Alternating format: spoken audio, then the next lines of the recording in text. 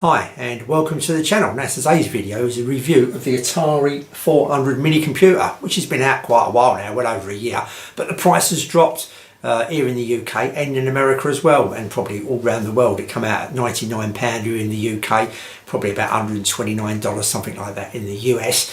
But if you go on eBay or places anywhere, pretty much anywhere these days, you can pick up this in the UK for £49, so pretty much half price.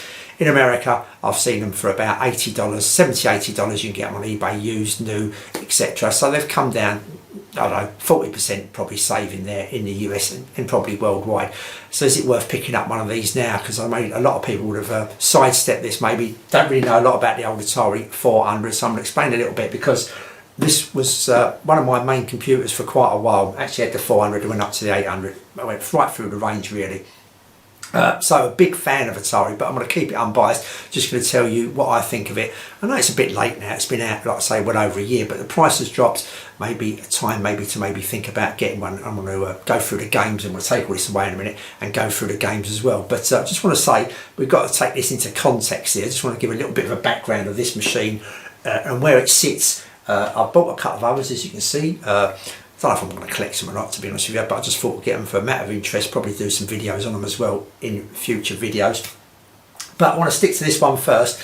I'm going to show you some games in another video. I'm going to pick out some games that you may have missed that are well worth playing, that maybe gone under the radar. I'll talk about that as the video goes along, but I'll show you them games in another video. But to bring it into context, this came out in 1979, but by the time it hit the UK and kind of spread out a bit kind of thing, it was about, you would call it 1980 it come out. And the Atari 2600, which was out before this, came out in 1977, but more, like I say, of a wider appeal, 1978. So it's about a 2-year difference between the two machines. So in that 2 years, we're hoping to see some improvement in graphics, some speed, all that kind of stuff. And this come out as a personal computer really, more than the games machine. And this would have cost you back then. I did pick up mine, I think I'm guessing a little bit, I would have probably picked up mine 1980, 1981, something like that. And I think, if memory serves me right, I paid about £379 for it back then, just the unit. And obviously you would have had to get a tape deck for it separately to load up some games off a tape if you wanted to do that. Or you just plug in the cartridge. If you get some cartridge games. And I can't remember the exact price, they were about £24, somewhere around there, 24, maybe £30 for a cartridge. Back then a cassette was about £15 to £25, depending on the game and all that kind of stuff. So that's given a background, and these here come out later, so we're expecting better of these. Just wanted to point out that fact. That the NES come out in 1986, in the UK. I think it actually came out about 1983, late 1983 in Japan, but by the time it hit the UK now, it was 86. So if we can see the difference here, it's definitely a 6-year gap between this and the bottom one. So we're expecting a better graphic, we're expecting things to be better, smoother, better, faster processor, all that kind of stuff. And it's pretty much the same with this PC core engine, which is pretty much the PC engine kind of thing. I haven't got a PC engine, but this is obviously the newest thing to it. That come out in 1987. So yeah, by the time it kind of got worldwide, kind of spread out again, 1986. So then again, we're still talking about a 6-year gap between the two. So we are expecting better graphics from these. But anyway, let's get these out of the way for the time being.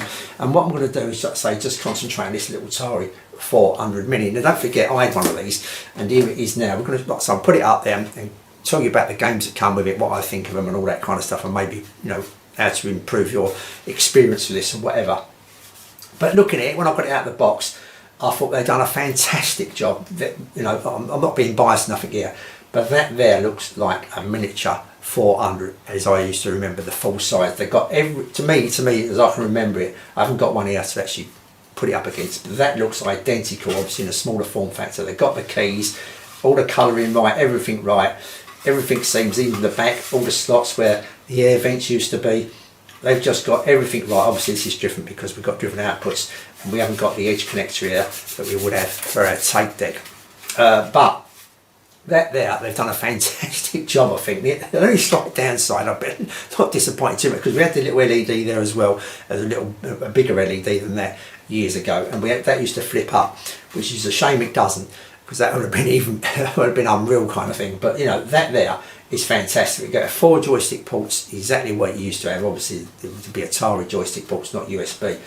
But I think they've done a fantastic job in that. I really do. You know, I'm quite impressed by that. It's got a reasonable bit of weight to it as well. It's heavier than the NES Mini. It's got a reasonable bit of weight to it as well. So what I'm going to do is plug it in and just go through the games that come with it, kind of give you my impressions of, you know, maybe why you should buy or maybe why you should not buy this particular unit. Okay, so now I've got it up and running on the monitor here. First thing I would say is that if you're getting one of these, if you do decide to go and get one of these, or you've already got one of these, is have a look at mine. I mean, it's not just me that's done it, you know, I don't take no credit for it, but have a look at my or someone else's video of how to make this control better, because you'll find, when, not on all the controls, but a lot of people are finding when you press left or right, in games where you've got to go diagonally, it kind of makes you, rather than go left, you kind of start veering off diagonally. And you don't want that. And there's a few people who've done it by putting a rubber kind of foot, or whatever you want to call it, pad, a little rubber pad inside. You'll see my video that does cure that to quite a big, 95% success rate, I would say. But it can make this quite stiff, and I do like to use mine like that, backwards and forwards. You don't want it too stiff, because sometimes you want some delicate moves, and you've got to give it a really, all of a sudden, a big welly to one side kind of thing. You're not just having a little delicate move, you're suddenly veering off the screen. So it's well worth doing, and makes the experience a lot better, because as is, most of the games are playable, but some can be a little bit unplayable because the way the joystick is as is, and it's not an hard mod, it's a fairly straightforward, easy mod. I think the joystick, as a lot of people have said, have let this computer down a bit, and that's my take on it as well. You know, the joystick I've got pretty much the same as a lot of people are suffering with. But anyway, let's go over to see what we got in now. I'm not going to go through everything. I'm just going to tell you the games that come with it and what I think of it as you would buy it, and some maybe, like say, improvements kind of thing to do. One is the joystick, to improve the joystick. But we're going to go along the games. We're going to start in alphabetical order here. I think this is it? Ish. Well, it doesn't matter. We've got Asteroids here, which is a chunky version of Asteroids. I mean, to me, is crap. You know what I mean? Rubbish. Complete waste of time, that game. For me personally, but there you go. Like, you know, this is nearly the same as the Atari 2600 version, which is okay for that machine, but should have been improved upon for this machine, I think. And to me, still taking into account the year it come out, I still think it's pretty rubbish. You know what I mean? I'm not a great fan of it. It's on here, one of the games you get. Electric Guide, it's kind of okay. It's a kind of like race down a track game, dodging this ball that comes with you towards you every now and again. Again, you know, they could have picked better games here, I think, to show this Atari off and to get people to buy it. Not a great game, I don't think. It's okay. It's okay. Basketball, you've got 2 people playing basketball. This is a cartridge I did buy when I got the machine. It's an okay game. It's not a bad game. It's nothing special. Just a one-on-one basketball sim. Don't forget, this come out pretty much when the machine came out. So over the years, obviously, people would have improved the graphics kind of thing. It's an okay kind of game. Berserk's not too bad. That's not too bad. It's kind of like quite similar to the arcade version. It doesn't run as fast, I don't think. It's okay. It's not a bad game. Centipede, it's a pretty good game. It's a pretty good game. Shooting the centipede, it comes down, and it's a pretty good version of it. So Centipede's, not bad at all. Not bad at all. We've got Crazy Castles, which is okay. We've got a lot of diagonal movements on the joystick, and as long as everything's all right, it's an okay kind of game. It doesn't really grab me too much. It was okay. Never really played it much when I had it. Now, Star Raiders 2, another game that's pretty old. It's okay, but it's not a patch, not a patch on Star Raiders. It's a totally different kind of game. It's a different class game. But the trouble is, you will need a keyboard, because it's got loads and loads of key functions to do different things. If you were to use Star Raiders, the original one, it's okay, but I'm not too sure. I did read that this ain't actually the proper Star Raiders 2. Star Raiders 2 never actually come out, from what I read. They kind of got one that's kind of near enough finished that you can download from somewhere or the other, but that's probably not the original Star Raiders 2. It's an okay kind of game, nothing special at all. Now, this is a good game, mine a 249er, and they had a sequel called Bounty Bob Strikes Back. Bounty Bob Strikes Back's a pretty hard game. This can be quite hard, but it's a good platformer. It's a good game, and you know what I mean. It's a very good game. It's a very good game. Well worth a go. That mine a 249er. Henry's House is a platform game. Not over keen on it. It's okay. Nothing special for me. Now, 7 Cities of Gold. I don't play strategy games, so I'm not really going to talk too much about it. It's not my type of game, so I can't give you much about it. Bristles is alright, a platform kind of game, painting some walls as you go along. It's okay, it's not a bad game at all, so that's not too bad. Canvas of Mars, another game which isn't too bad, a game that I had on cassette when I first got the machine, and it's not a bad game. You're kind of falling down this cavern and you have to dodge things as you go along. It's not a bad game. I will, like I say, do a video when I'm going to pick up some decent games that I think are well worth playing on here, and that probably would be one of them. It's pretty, it's a pretty good game, as obviously mine are 249 I would, and Bristles is not a bad game neither. Of a bother, the graphics are not great on here. It's a pretty basic game by Lamasoft, and it's okay at best, I would have said. Flip and Flop's a pretty good isometric kind of game. We have to go and fill in the, certain tiles that are not filled in. You have to kind of land on them to fill them in, and that's not bad. You just use the diagonal, so get your joystick working properly for that. But other than that, quite, not a bad game at all. Battle Zone, to me, it's another waste of time game. It's not a very good version at all, I don't think. And this last game called Yomp, I've still got a few more. Yomp is a more recent game, I think. And it's a bit like Rainbow Road, where you have to kind of follow the road as it's going down the tunnel kind of thing, or going down into the screen. And it's not a bad game at all. It's not bad at all. Riley's Mine's a pretty good game. You have to go, and it's a bit of a strategy, where you're supposed to go first, and directions and that. But it's an oil well that's kind of filling up with water, and you have to collect all the parts around it before the water reaches a certain level. You've got to keep the water at a certain level. You don't want to drown in the water. So that's not a bad game. Airball weren't a game for me. An isometric game. We have to move this ball from kind of one side of the screen to the other. Not a great game, I don't think, for me. Mule. Now, I'm not a strategy person. I don't play these strategy games, but apparently that is a very, very good game. So well worth putting on there if you're into strategy games, which I'm not. So I haven't played that. Capture the Flag, a kind of 3D maze kind of game. Nothing special for me. It's okay. It's not bad. Would have been quite revolutionary at the time, having a 3D kind of game like that on an old machine like this. So for the actual machine wise, it does pretty well doing them kind of graphics and that. Encounter is a little bit like Battlezone, except you've got this kind of like diamond shaped thing you have to go around, and it shoots at you, you shoot back at it kind of thing.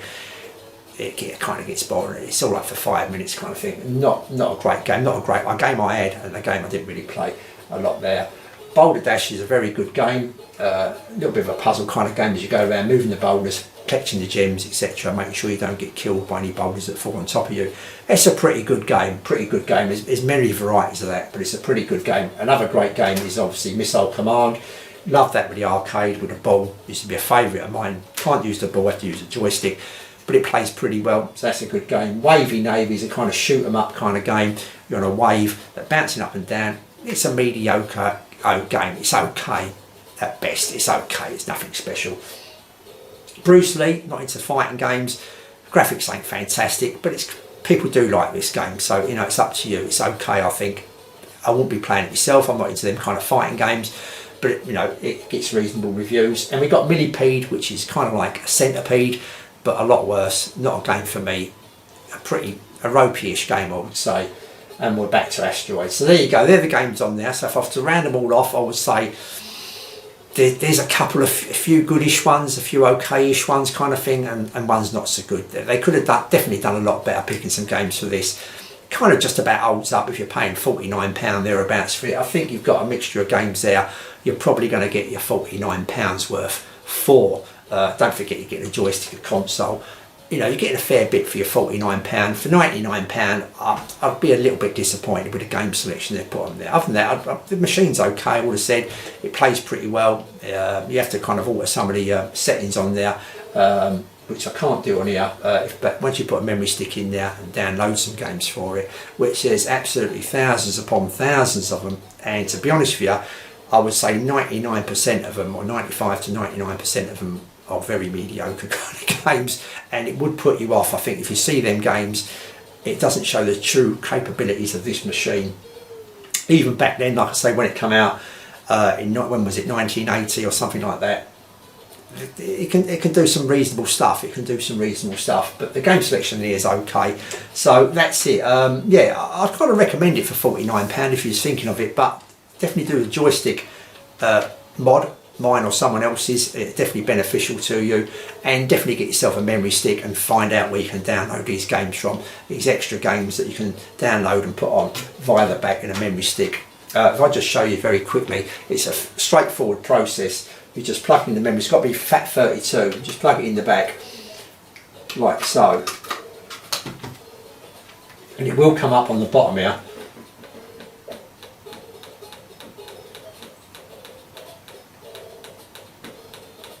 As a USB, and we can go to the USB. We'll pick one of them, for instance, and we'll do a favourite of mine, Action Quest. Now on there you can change it to run on what model of machine you want. It does run on the 400 because it was a 400 game. It was one of the first games I bought for it. Again, what a great game. I used to love this game. Never completed it. It's an hard game. You used to have to load it up by cassette. It used to take absolutely ages. So I'm going to stick it on the 130 XE. This pretty much covers anything you own off a USB. Stick it on 130 XE. That will kind of give you a good kind of compatibility, and you can map the controls if you want to, but it's fine as it is, this game. I have a previous video about mapping the controls, because this top button here, when you go to press the fire button, you can accidentally press the top button, and that sometimes resets the game. So halfway through the game resets it. So you want to remap that top button into another function, normally the fire button. Then that way, if you miss the fire, you're actually pressing fire as well, so you're not going to get caught out. So we come out of that, which is top, and we'll run that game.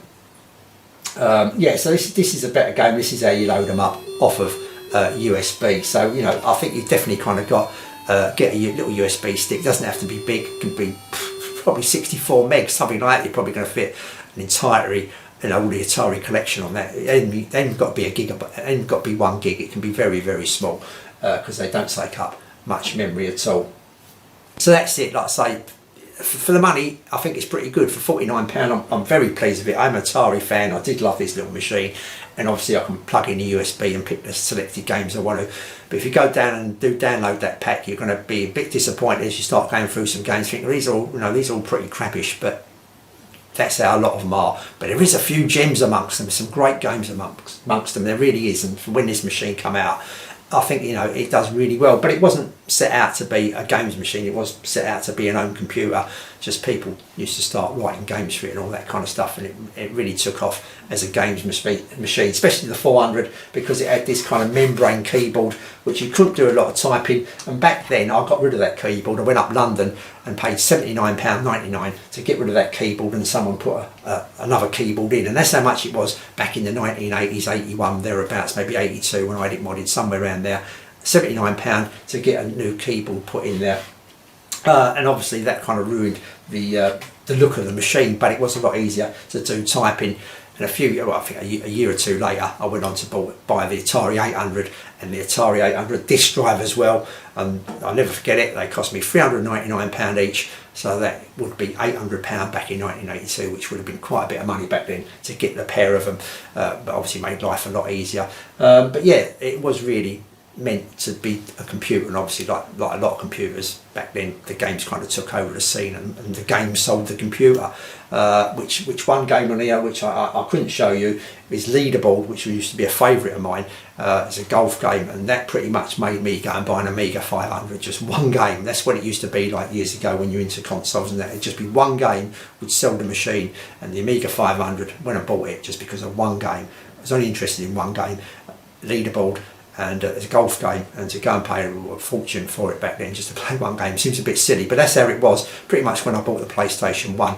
I went and bought one game, PlayStation 1, and one game. £1,000 it cost me, believe it or not. That's how much it cost back then. £1,000 for a PlayStation 1 and one game on Japanese import. That's what you had to pay. Okay, we'll be coming back now with some games for this, and then we're going to move on to the other couple of consoles I've got. We're going to go through a few bits and pieces with them. I'm maybe not going to find out so many gems of them than I probably am here, because this is one I grew up with, so I do know the games that I used to play all the time, kind of thing. The better games on this machine, because like I say, there is a lot of rubbish. Right, okay, I've waffled on really a lot of time, a lot here, but well worth checking out. Thanks for watching.